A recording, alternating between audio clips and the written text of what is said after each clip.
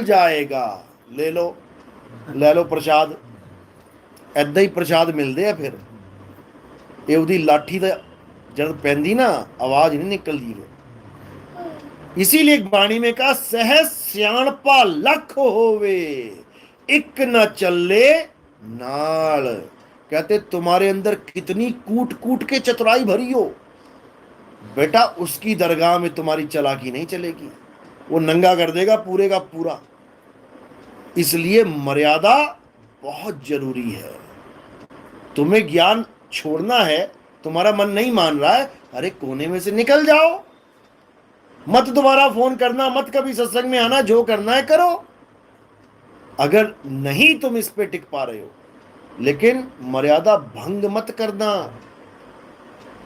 कि तुम्हें पता लगा कि सब कुछ कर रहे हो, उसके बाद तुम सत्संग में आके बैठ जाते हो भोला पंछी बन के, जाके फिर चिकन खा रहे हो, गुरु को क्या पता। फिर भोला पंछी आके बैठ गए, गुरु जी सिर पे हाथ रख दो, सिर पे हाथ वो रखेगा फिर। और ऐसा ही गुरु का हाल भी होगा।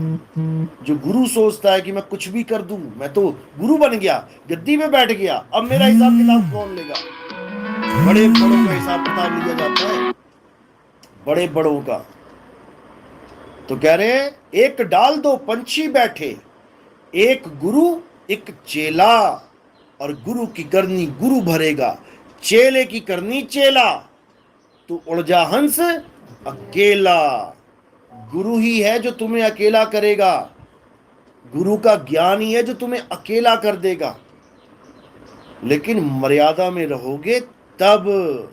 अब मर्यादा तोड़ी तो फिर समझ लो कि तुम्हारी वो हालत होने वाली है, अब गुरु भी नहीं बचाएगा।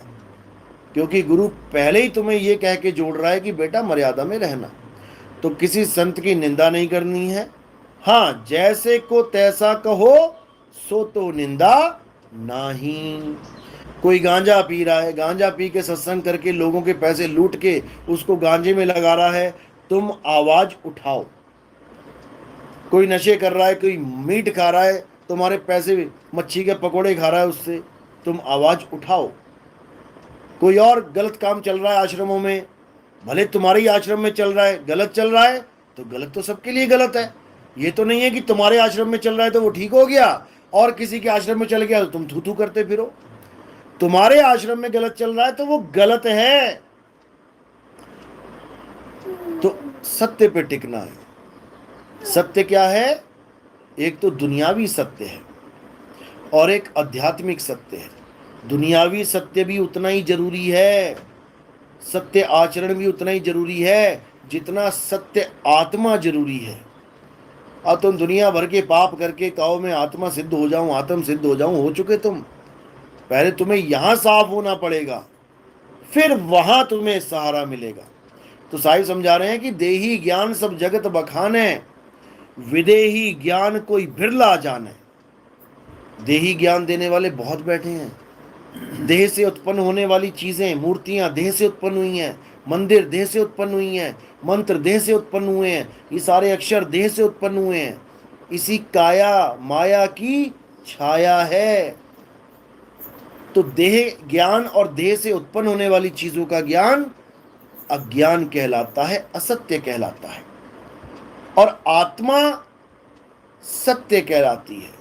तो देही और देह से उत्पन्न होने वाली चीजों को, जिनका जन्म और मरण होता है, नाश होता है, उनको त्याग देना है और अपने आत्म स्वरूप, अपने निज स्वरूप, इसको साधना है, इसी को जानना है। हे अर्जुन, जो अपने सत्य स्वरूप को जान जाते हैं वो किसी और पर निर्भर नहीं रह जाते, वो अपने आप में रमण करते हैं।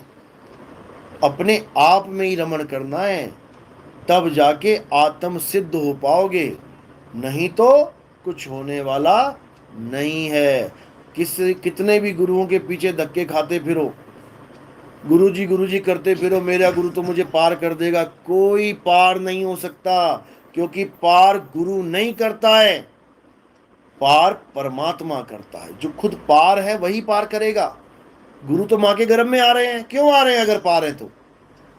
लेकिन परमात्मा कभी मां के गर्भ में नहीं आता। लेकिन परमात्मा दया करता है, गुरु को भी जीते जी पार करता है और चेले को भी जीते जी पार करता है। ये मरने के बाद वाली मुक्ति का ज्ञान नहीं है। तो कह रहे हैं सेवा को दो ही भले, एक संत एक राम, राम है दाता मुक्ति का, संत जपावे नाम। मुक्ति का दाता राम था, राम है, राम रहेगा, लेकिन वो राम कभी तुम्हारी मदद नहीं करता जब तक तुम्हारे जीवन में संत नहीं आ जाता। नहीं तो आज तक कर देता राम मुक्त। आज तक क्यों पड़े हो यहाँ पे? सतयुग चला गया, त्रेता चला गया, द्वापर चला गया, और एक बार नहीं पता नहीं कितनी बार चले गए।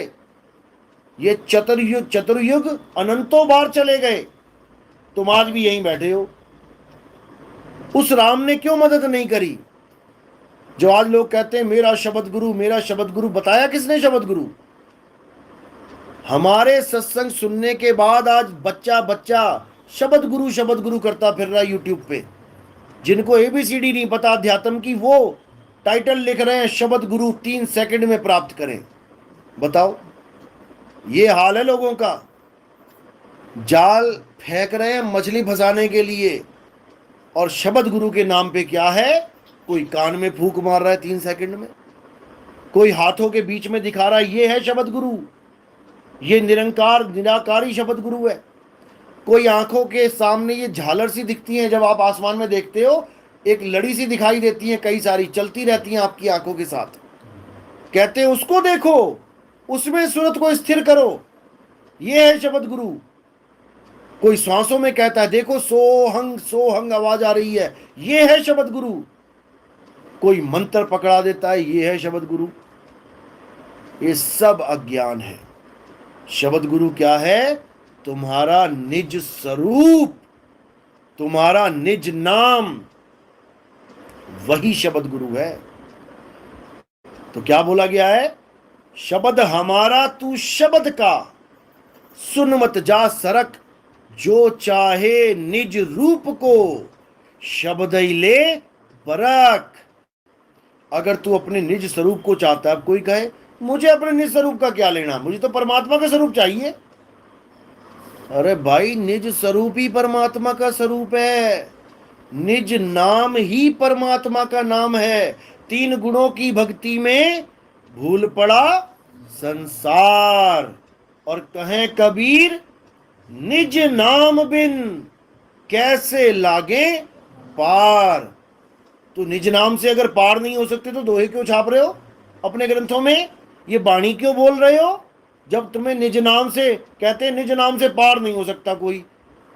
जो ये छाप रहे हैं, सत्संग में बोल रहे हैं, वही इस बाणी को झूठा सिद्ध करने में लगे हुए हैं, क्योंकि उनकी बुद्धि काल भगवान ने लॉक कर रखी है। उनकी बुद्धि पे ताले लग रखे हैं। अब जब तक मास्टर की नहीं आएगी, हर ताले को खोलती चली जाएगी, तब जाके समझ में आएगा निज नाम क्या होता है। तब पता लगेगा अरे सत्य स्वरूपी नाम साहिब का, सो निज नाम हमारा। ये नहीं अभी लोगों को समझ में आ रहा है। और जिस दिन ये समझ में आ गया, उस दिन जितने भी ये डेरे तुम देख रहे हो, करोड़ों लोग बैठे हैं, यहां पर बकरी भी नहीं जाएगी घास खाने। इंसान तो छोड़ो, जिस दिन समझ में आ गया उनको। तो यही मूल ज्ञान आपने पूरा समझना है। YouTube में सत्संग आता है, ध्यान से सुनना है, और एक बार नहीं बार बार सुनना है, क्योंकि ये एक बार में समझ में नहीं आता। एक बार में तो आप अपना नाम नहीं रट पाए। बचपन में कितनी बार रटवाया मम्मी ने? बोलो बेटा व्हाट इज योर नेम, क्या बोलना है? ललित। 50 बार बोला उन्होंने, 50 बार समझाया, तब जाके आज तुम एकदम फटाक से बोलते क्या नाम है तेरा? ललित। ये ललित बोलने में कितने दिन लगा दिए तुमने समझने में इसको। तो जब ये दुनियावी नाम समझने में 50 दिन लग गए, तो वो तो आदि नाम है, वो तो निज नाम है, उसको समझने में जन्म लग जाएंगे तुम्हारे। तो इसको अच्छी तरह समझना है। चलो